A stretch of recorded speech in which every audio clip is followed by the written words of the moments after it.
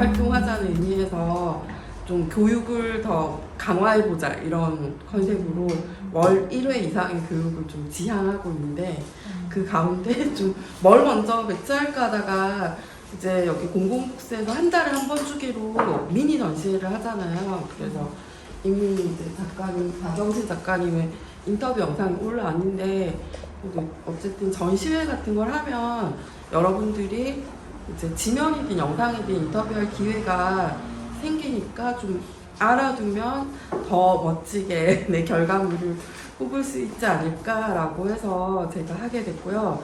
네, 저는 숙반장, 실명은 이화숙입니다. 저는 인터뷰를 좀 많이 했었는데 다른 돈으로는 서점은 내가 할게라는 인터뷰집, 책과 아이들이라는 어린이 책방 운영자 강정화 대표님을 인터뷰에서 단행본 한 권으로 냈고요. 그거 말고는 글 작업은 그렇게 했고 사진 작업은 주로 이제 도시재생 있는 지역에 마을에 구슬체북 작업할 때 그 인터뷰 이 분들을 사진 촬영하는 걸 했었고 지금 2년째 하고 이제 3년 넘어가서 좀 그렇긴 한데 일본 그림책 작가 10명을 인터뷰해서 만든 책이 있는데 그 책의 사진 작업을 하고 있어요. 그래서 그 10분 약간 라인업은 한국으로 치면 이제 이수지 백희나 이런 그 급의, 그러니까 일본에서도 좀 정상에 있는 분들 사진 작업을 하고 있어가지고 그런 걸 하면서 좀 느끼는 점, 알게 된 점을 그냥 편하게 여러분들과 나누고자 합니다. 네. 잘 부탁드립니다. 네, 그럼 시작해 볼게요. 네, 좀 뭔가 임팩트 있는 오프닝을 하고 싶어가지고 네, 그렇습니다. 여러분, 전시는 짧고 기록은 거의 영원합니다. 그래서 지면 아니면 영상으로 이제 기록이 되는데 영상 같은 경우는 뭐 사이트에 올라가니까 가끔 어떤 시간이 좀 지나면 없어진다는 개념이 있지만 좀 제일 생명력이 긴 거는 단행본이라고 할 수 있어요. 거의 영구박제라고 할 수 있죠.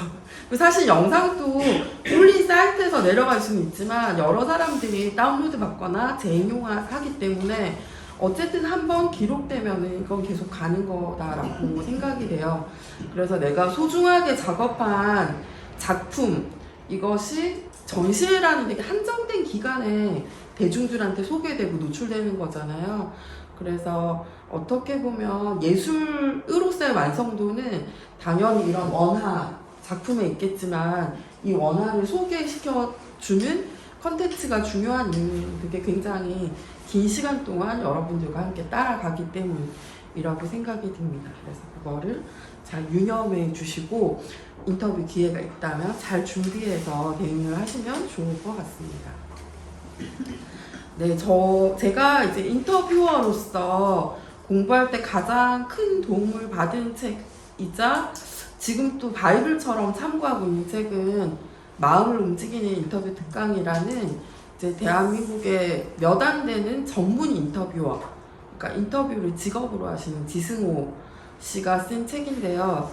그 책에는 이제 인터뷰하는 사람 관점으로 정리가 되어 있지만 역으로 이거를 저희가 인터뷰어의 관점으로 바꿔올 수 있으니까 거기서 좀 제일 중요한 거는 이제 팩트를 넘어선 스토리라고 하는 거를 되게 강조하고 싶습니다.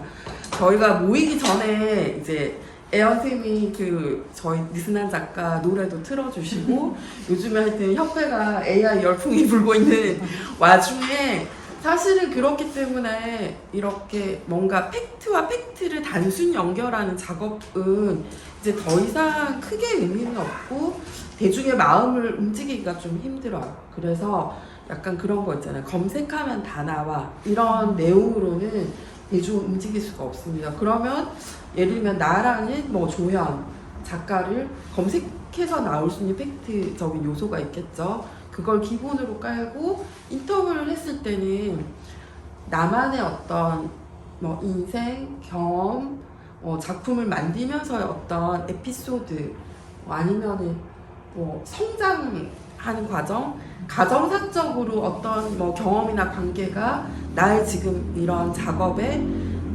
다다르게 했는지, 이런 내용을 사람들이 궁금해해요.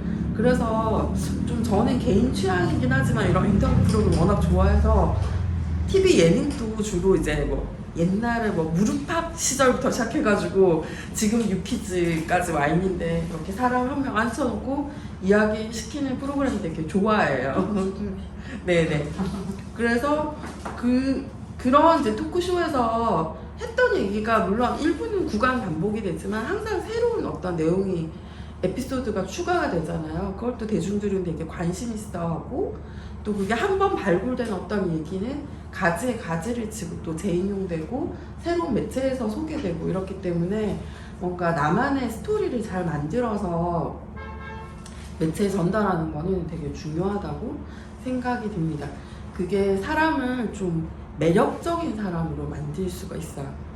그래서 작품의 퀄리티는 엄청 좋아도 사실은 어떤 작가로서의 저 사람을 알고 싶다 이런 매력이 덜하다고 하면은 요즘에는 사람들이 그렇게 관심을 가지지 않거든요. 작품 자체만 일하기보다 거의 작가랑 세트로 이렇게 사람을 붙여서 가잖아요. 그래서 좀 나를 매력적인 사람으로 포장하는 거? 이 포장이 이제 그 성형 그런 느낌의 포장을 얘기하는 게 아니에요. 잘 취사 선택해서 드러내주는, 그래서 셀프 브랜딩을 하는 게, 퍼스널 브랜딩을 하는 게 되게 중요한 시대가 되었어요. 그래서 이제 저희가 인터뷰에는 크게는 저렇게 나뉘죠. 지면 인터뷰랑 영상 매체에서 다뤄지는 인터뷰가 있습니다. 물론 사실 지면 인터뷰라고 하더라도 뭐 서면으로 요청받은 거는 글 대 글이 교환 왔다가 갔다가 하지만, 기자님 뭐 아니면 인터뷰어가 직접 오셔서 나랑 얘기할 때는 내가 말로 전달하긴 하는 거지만 내 매체로 표현될 때는 글로 표현되기 때문에 어쨌든 최종 표현 수단이 뭐냐, 그거가 기준이 돼서 지면 인터뷰, 영상 인터뷰 이렇게 나누어 볼 수가 있습니다. 매체가 조금 중요해요. 왜냐하면 그거는 이제 말과 글이 가지는 기본적인 특성과 차이에서 발생을 합니다. 그래서 이걸 잘 모르면 인터뷰할 때 실수를 하게 돼요. 그래서 이제 약간 글을 말처럼 한다거나 말을 글처럼 한다거나 이런 오류가 발생을 해요. 그래서 말은 어쨌든 순간적인 거, 흘러가는 거죠. 그리고 말은 비언어적인 요소를 같이 포함을 합니다. 그래서 영상 인터뷰 같은 데서는 이제 어떤 그 사람의 표정, 제스처 이런 게 중요하고, 약간 울지는 않았지만 약간 울 것 같이 눈물이 한번 돈다거나 이런 장면을 볼 때 우리는 그 감정을 같이 공유하게 되잖아요. 그래서 그런 비언어적인 요소가 이제 말과는 같이 따라오고요. 말의 속도는 화자가 조절합니다. 네. 물론 이제 유튜브 볼 때 뭐 영상 속도를 조절해서 본 사람 별로 없겠죠. 그렇지만 뭐 지나간 구간을 다시 볼 수 있지만 기본적으로 말의 속도는 말하는 사람이 제어를 합니다. 글은 어떻게 되냐면, 글은 좀 가혹합니다. 그러니까 흘러간다는 개념이 없고, 글은 박제예요. 영구 박제. 그래서 굉장히 좀 신중하게 대응할 필요가 있어요. 글이 조금 말보다 어렵다고 생각하시는 분들은 왜 그렇게 느끼실 수 있냐면, 글로는 비언어적인 요소를 구사할 수 없기 때문에 그 어떤 표정이나 제스처가 해오던 역할을 모두 다 문장이 대신해 줘야 돼요. 그래서 문장에서 뭐 비유를 쓴다거나 어떤 상징적인 표현을 쓴다거나 해가지고 그런 이제 비언어적인 요소가 메꿔졌던 어떤 풍부한 정서적인 부분을 다 글이 채워야 된다는 거. 그게 좀 사람들이 글쓰기 어렵다 이렇게 느끼는 부분이기도 할 것 같아요. 그리고 글은 독자가 속도를 제어합니다. 어려우면 천천히 읽을 수 있어요. 그리고 어려우면 읽었던 곳을 돌아가서 또 읽을 수도 있어요. 예. 그래서 이게 말과 글의 좀 결정적인 차이라고 할 수 있습니다. 그래서 이 영상 인터뷰를 보면 영상 인터뷰는 이제 대응할 때는 간결하고 명확하게, 이 간결하고 명확하게를 또 혼동하시면 안 되는 게, 이게 약간 칼답, 뭐 약간 사무적으로 쫙쫙쫙 그렇게 하라는 게 아니고 군더더기 없이 그냥 정확하게 하라는 말씀인 거고요. 그래서 영상은 저 수치가 왜 나왔는지는 모르겠는데 하여튼 그 제가 조사했을 때는 저렇게 나오더라고요. 그래서 우리가 생각하는 말 속도의 1.3배에서 1.5배 정도의 속도감을 수용자가 느낀다고 합니다. 그래서 특히나 본인 말이 좀 주변 사람들보다 약간이라도 빠르다는 느낌이 있다면은 저 1.3, 1.5를 기억했다가 그거보다 거꾸로 반대 방향으로 천천히 돌려 감아야 됩니다. 왜냐하면 청자가 아까도 얘기했지만 말과 글의 차이 얘기했지만 청자 들으면서 바로 이해를 해야 되거든요. 근데 막 인터뷰하고 저기 잠깐만요, 저 거기 이해 안 가거든요, 이렇게 보통 끊기지는 않잖아요. 그렇기 때문에 지나치게 길게 연결되는 문장보다는 짧은 문장으로 마침표를 찍고 다음 문장으로 이어가고 다음 문장으로 이어가서 여러 문장으로 그냥 내용이 빌드업되는 게 더 효과적입니다. 그리고 뭔가 사소한 소재나 포인트가 전환되는 부분이 나온다고 하면 약간의 머뭇거림이나 약간의 쉼표, 공백도 괜찮다고 봅니다. 여기 이제 편집하는 선생님 계시니까 이따가 자유시간에 또 얘기 나눠볼 텐데, 이 영상 편집자들한테는 이게 잘라낸 게 글이랑 달라가지고 마음대로 앞뒤로 막 잘랐다 붙였다 하기 좀 어려운 부분이 있거든요. 연결점 때문에. 그래서 조금의 어떤 자연스러운 여백은 좀 필요하다 이렇게 말씀드리고요. 그리고 영상은 시각적인 요소가 많이 지배를 하죠. 그래서 인터뷰를 할 때 배경 같은 경우에 너무 복잡한 배경 혹은 이제 복장도 너무 복잡한 것보다는 깔끔한 편이 좋습니다. 이거는 이따가 사례로 보여드릴게요. 뭐 깔끔하다고 해서 꼭 약간 무신사 스타일로 그렇게 입어야 되는 건 아닙니다. 네, 좀 어느 정도 정돈된 정도만 하면 될 것 같고요. 그리고 이제 그 영상 인터뷰 같은 경우에 이제 오늘처럼 이렇게 약식으로 되는 경우에는 마이크를 부착하지 않지만 좀 더 장비가 나와가지고 촬영할 때는 이제 인터뷰어한테 마이크를 부착하는 경우가 많이 있거든요. 그러면 이제 조금 헐렁하거나 노출이 많은 옷을 입으면 마이크 부착이 좀 곤란할 때가 있어요. 그래서 그런 것도 의상 준비하실 때 체크를 하면 좋을 것 같습니다. 그리고 자연스러운 표정과 몸짓 사용. 그래서 아까 말씀드린 것처럼 말과 글을 대비했을 때 영상 인터뷰에서 압도적으로 효과적으로 사용할 수 있는 게 이제 비언어적인 요소라고 했잖아요. 그럼 이 장점을 우리는 최대한 극대화해야 되겠죠. 그러면은 좀 이 제스처라든가 표정 같은 것도 풍부하게 구사하면 좋다라고 말씀드릴 수 있어요. 그렇다고 해서 너무 이제 내 몸에 안 익었는데 그런 거 있잖아요. 약간 웅변하는 것처럼 억지로 막 이렇게 손짓을 할 필요는 없어요. 내용 전개를 하면서 자연스럽게 그냥 제스처는 붙이면 되거든요. 그거는 저희 박영신 작가님 인터뷰 영상을 제가 이따가 보여드리면서 처음에 긴장하셨을 때보다 5분, 10분, 15분 이렇게 진행되고 나니까 이 뭔가 몸 자세라든가 손 제스처도 훨씬 자연스러워지는 게 보이거든요. 그것도 이따가 영상을 통해서 같이 한번 확인해 보시면 좋을 것 같습니다. 네, 그리고 지면 인터뷰. 지면 인터뷰는 글이라고 하는 게 좀 더 오래 박제되기 때문에 좀 정교하게 대응할 필요가 있습니다.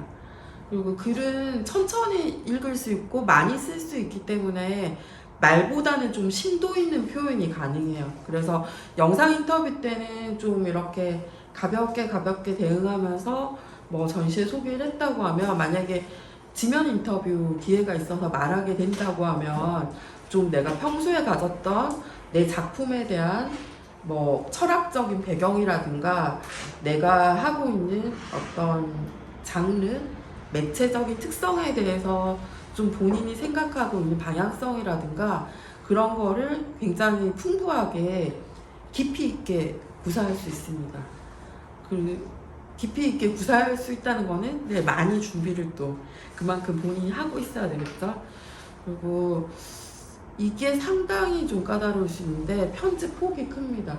그러니까 여러분도 인터뷰 해보셨겠지만 말로 이렇게 해가지고 나는 다 해서 충분히 내용을 잘 전달한 것 같은데 지면으로 짜란 하고 나왔을 때 뭐야 완전 느낌 다르잖아부터 이 문장은 조금 거슬리는데 왜 이렇게 뉘앙스를 바꿨지? 하는 부분이 생길 수 있어요. 약간 다르고 다르다고 할 수 있는데 그게 약간 많이 나가면은 사실 왜곡 정도까지도 나갈 수 있고 적게 나가면은 뭔가 좀 컬러랄까 어떤 온도가 좀 바뀌는 효과가 있을 수도 있어요. 그래서 지면 인터뷰 같은 경우는 항상 사후 확인이 필요합니다. 이거는 생각보다 많이 내용이 수정될 수 있기 때문에 꼭 확인하는 것이 중요하고요. 좀 지면 인터뷰 때는 인상적인 문장을 좀 자기가 구사하는 게 좋아요. 왜냐하면 표정 같은 걸로 채워 넣을 수 없기 때문에 지면 인터뷰는 지면에는 이제 뭐 굳이 분류를 하자면 단행본, 그 다음에 잡지, 신문, 뭐 인터넷에 활자화돼서 올라가는 것도 지면 인터뷰 부류로 이제 포함시킬 수 있겠죠. 그래서 지면 인터뷰 같은 경우에는 보통 이제 뭐 제목이 있고 소제목이 있고 인용구로 이제 강조하는 어떤 따옴표 땡땡 쳐서 이렇게 여백에 박는 부분이 있어요. 그래서 저런 여러 가지 사이즈와 위계의 제목들로 그 지면의 리듬감을 구사하거든요. 그렇기 때문에 내가 이렇게 줄줄줄줄줄줄 이렇게 한 말 중에서 좀 멋있다고 하는 거를 당연히 인터뷰어가 따지 않겠습니까? 그래서 뭔가 카피로 뽑아내기 좋은 나만의 개성적인 표현을 찾아내는 게 중요해요. 그리고 약간 가요 같은 걸로 치면 이겠죠. 그래서 뭔가 딱 감기는 표현이 있으면은 눈에 띄기 쉽고 그러면 다른 매체에도 재인용되기도 되게 쉬워요.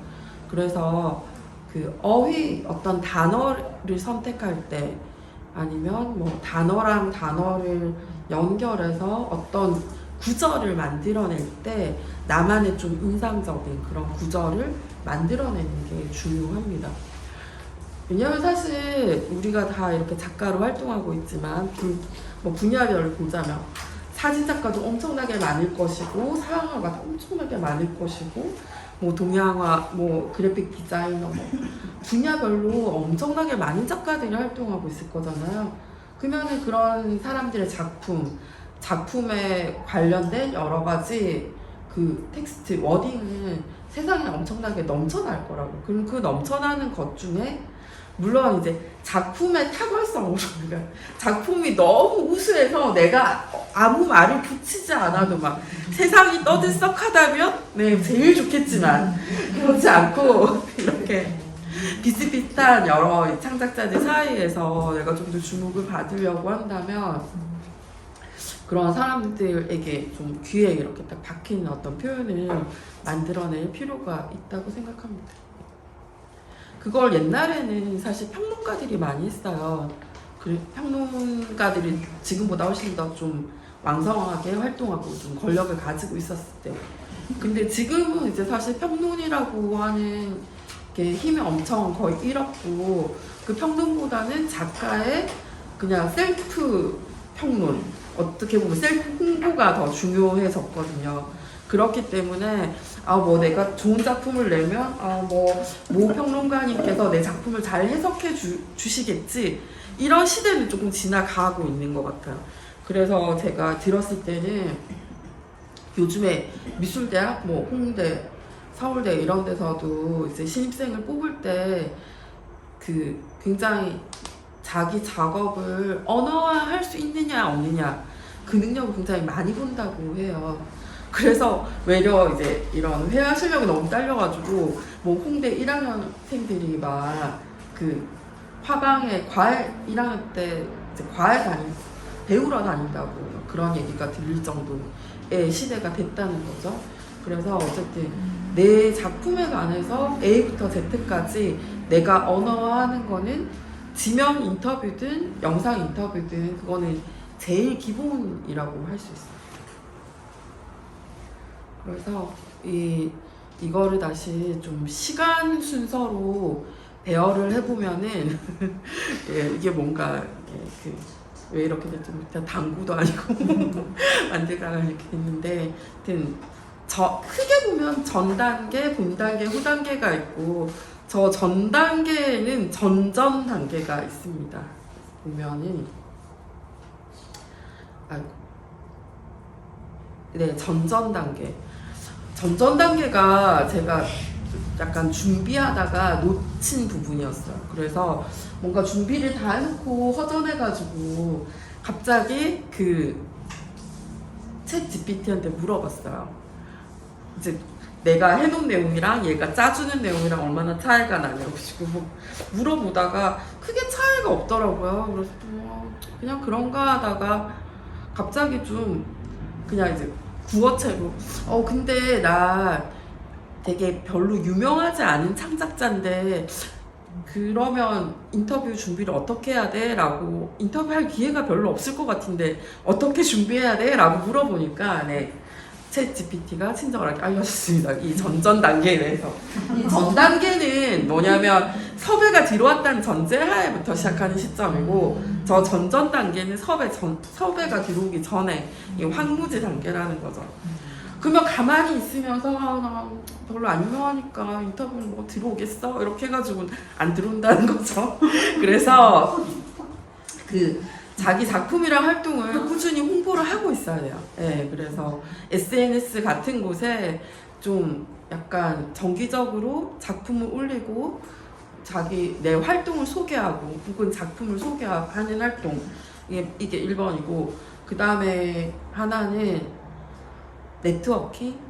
여기도 좀 좋은 네트워킹 자리잖아요. 서로 장르도 다르고 활동하는 것도 다르지만 서로 알게 되면 뭔가 이제 사람 폭이 넓어지잖아요. 그러면은 직접 내가 나한테 바로 다이렉트로 인터뷰가 들어오지 않더라도, 예를 들면은 제가 뭐 애원 작가님이랑 친했어. 근데 애원 작가님은 원래 인터뷰하던 어떤 매체가 있는데 애원 작가님한테 제가 새로 뭐 이렇게 좀 청년 작가 인터뷰가 필요한데 혹시 추천해 줄 만한 분 있으실까요?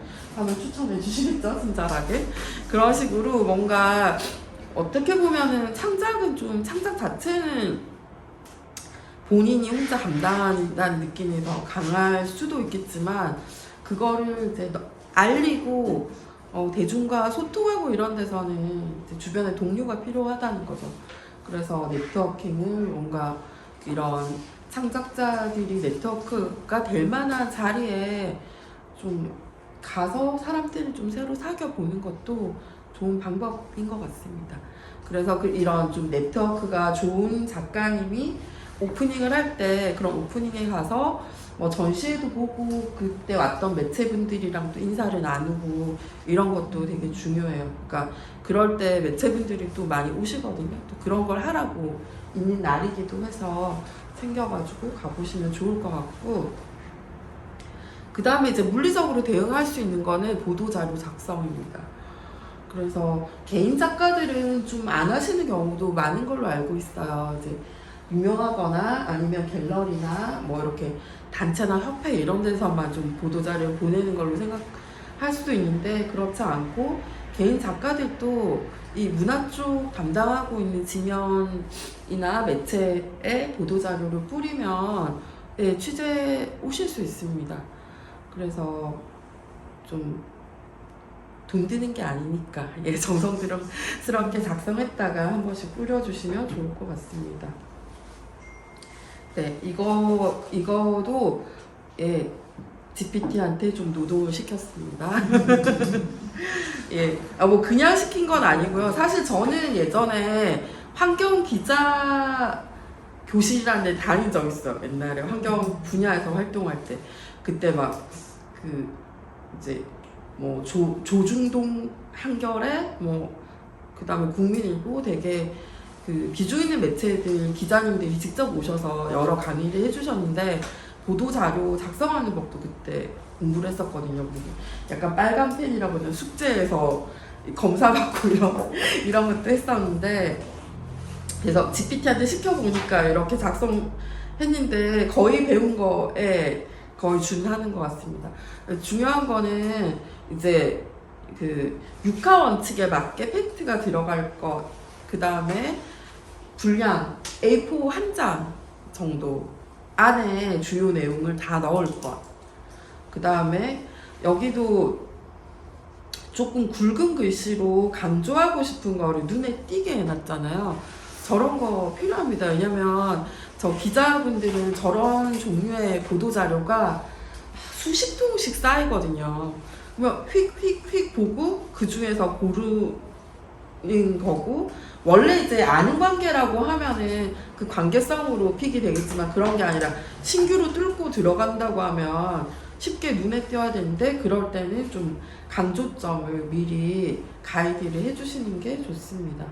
그래서 뭐 전시에 관한 팩트, 이제 기간, 그 다음에 내가 하는 전시의 뭐 제목이나 그 뭐 표현 기법, 그 다음에 내용, 그 다음에 예, 전시 관련해서 부대 행사가 있다고 하면 꼭 저런 오프닝 행사 이런 게 아니라 요즘에도 체험형 어떤 행사가 있는 전시를 또 사람들이 많이 관심 있어 하고 선호하는 게 있거든요.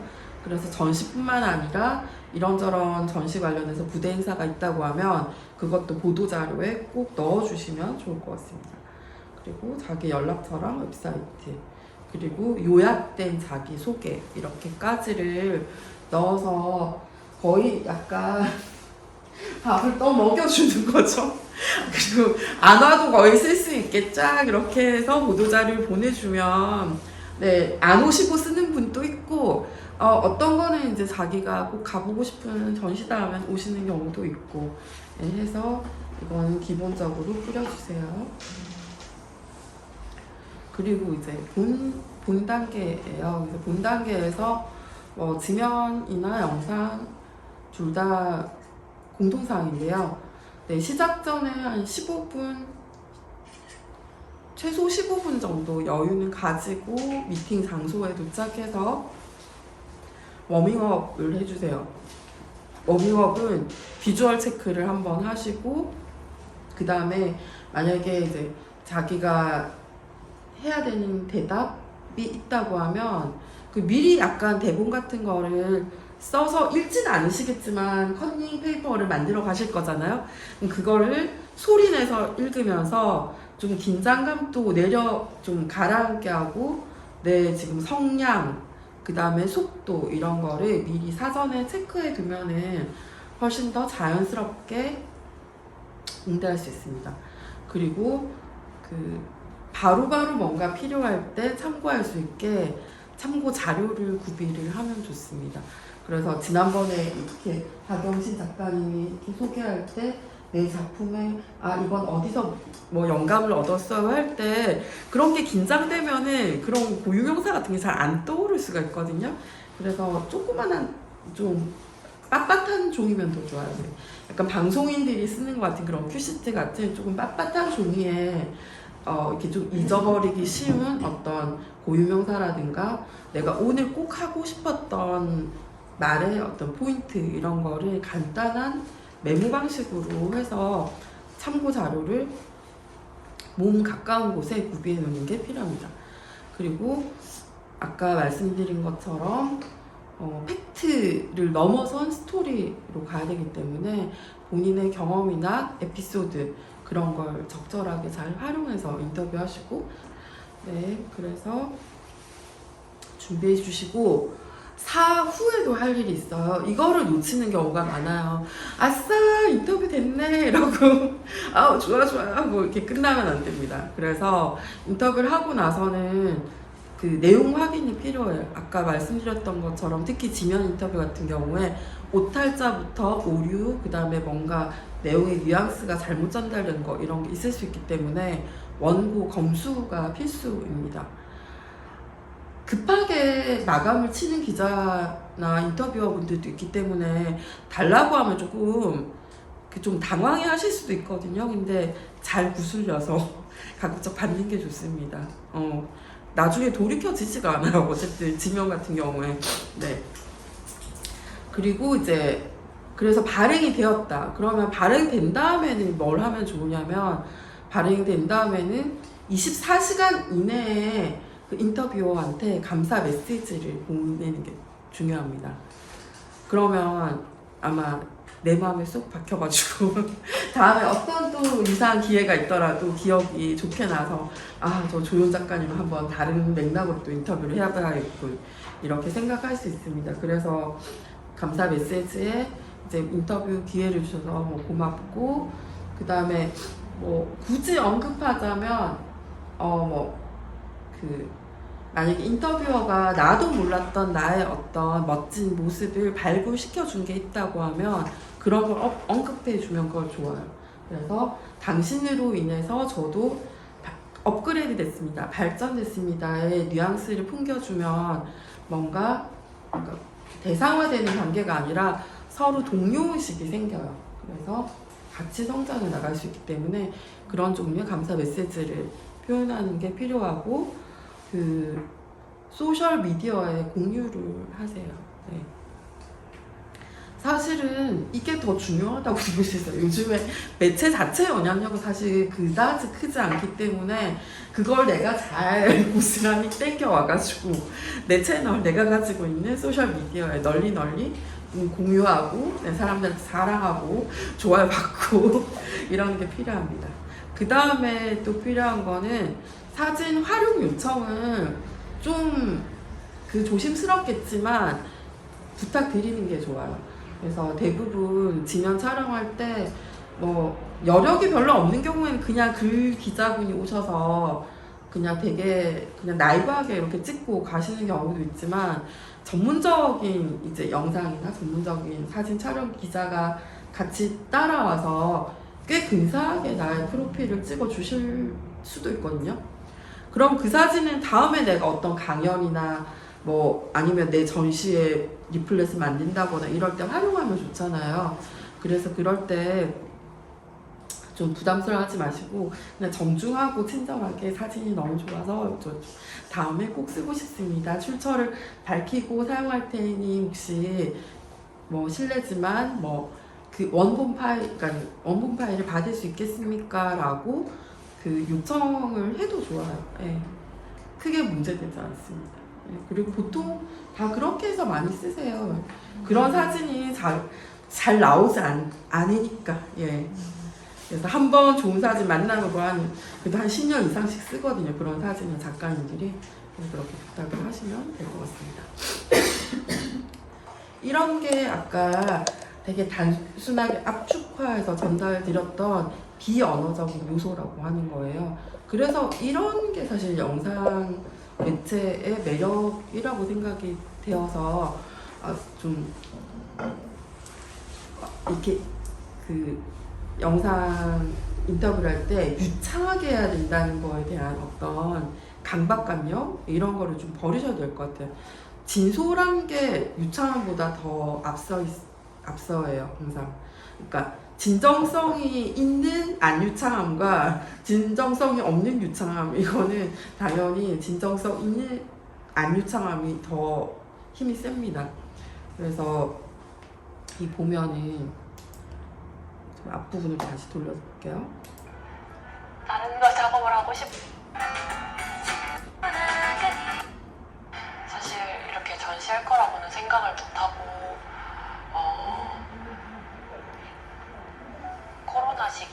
이게 앞부분이거든요. 이때는 확실히 몸도훨씬 더 정직이 돼 있고 표정도 좀 그랬었는데 점점 가면서 이제 풀리는 게 하고 느껴져요. 서울에 올라갔는데 네. 그래서 그걸 하면서도 그냥 그 자체로 버티다 보면 또 어떤 날은 괜찮을 때가 있더라고요. 그래서 이런 걸 보면 사람들이 아, 저 전시를 보러 가서 아, 나도 뭔가 힐링을 하고 와야겠다 이런 게 느껴지잖아요. 그래서 이걸 뭐 억지로 연출할 수는 없겠지만 어쨌든 이런 걸 남에게 들킨다고 생각하지 말고 그냥 자연스럽게 자신의 이제 감정 이런 걸 보여주면 좋다는 거죠. 이거는 이제 제가 주로 활동하고 있는 그림책이라는 영역에서 작가님들이 인터뷰를 한 건데 이거는 세 분이 있기 때문에 비교하기가 좀 용이해서 영상을 가지고 왔어요. 여배우들이 몰래하는 시술 타보아 바로 미인이시네 이러면서 댓글이시는데요. 네.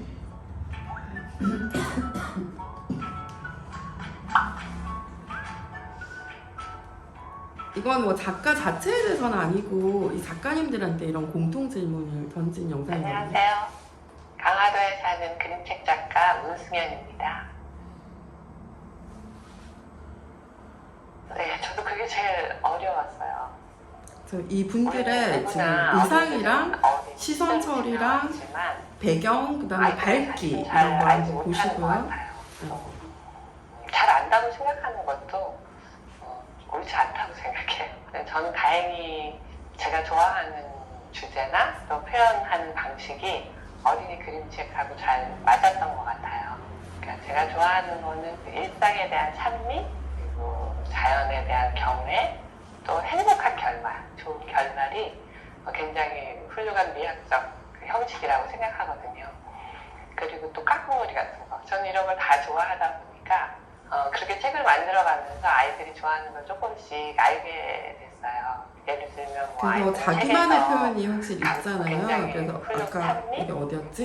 뭐 일상에 대한 찬미 이런 표현을 보통 뭐 그림책 얘기할 때 잘 쓰는 표현은 아니기 때문에 저런 단어가 나가면 자연에 대한 경우에 이러면서 좀 집중해서 듣게 되는 이런 게 있다는 거죠.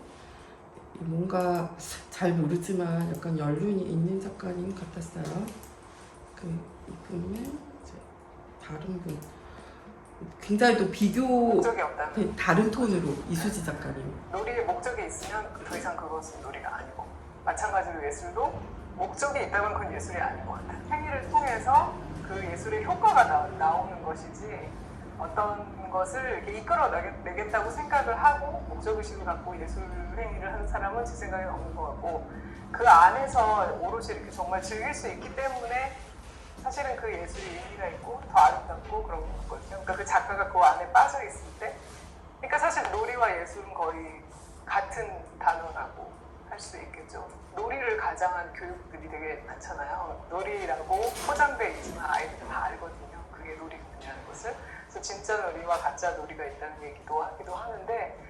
그래서 이수지 작가 같은 경우 지금 서재가 배경이 돼가지고 인터뷰를 해서 이수지 작가답기는 한 것 같아요. 워낙 학구적이고 막 이렇게 하셔서 하긴 하지만 이제 이렇게 클로즈업 됐을 때 빼고 넓게 잡으니까 좀 시선이 확실히 분산되는 배경이긴 하다 그렇죠.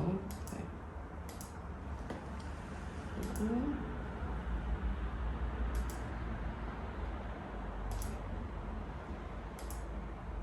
그리고 다른 작가님 그 사람이 더 많았기 때문에 그런 데 관심이 굉장히 많았고 내 이름 맑겠습니다를 할 때도 사람에 대한 그렇게 연구부터 시작이 된 작품이었고 한 3년 정도의 사람을 그린 거를 합해서 그 책이 나오게 되었습니다.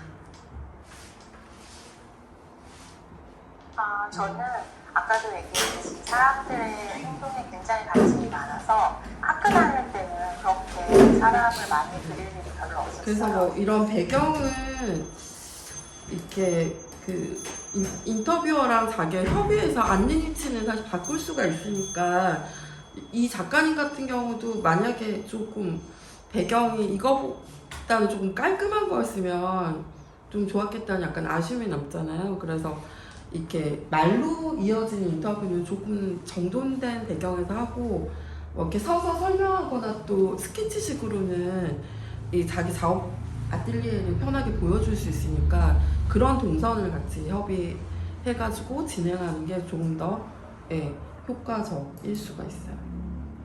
그래서 뭐 사람별로 말이 빠른 사람도 있고 조금 느린 사람도 있고 카메라를 약간 이게 쏘아보는 사람도 있고 약간 조금 외면하듯이 이렇게 똑바로 맞추진 않는 사람도 있는데 그거는 조금씩의 각자의 개성인 것 같아요. 3명 다 크게 어색한 사람은 없었잖아요. 그래서 자기한테 좀 편한 방식으로 대응을 하시면 될 것 같습니다.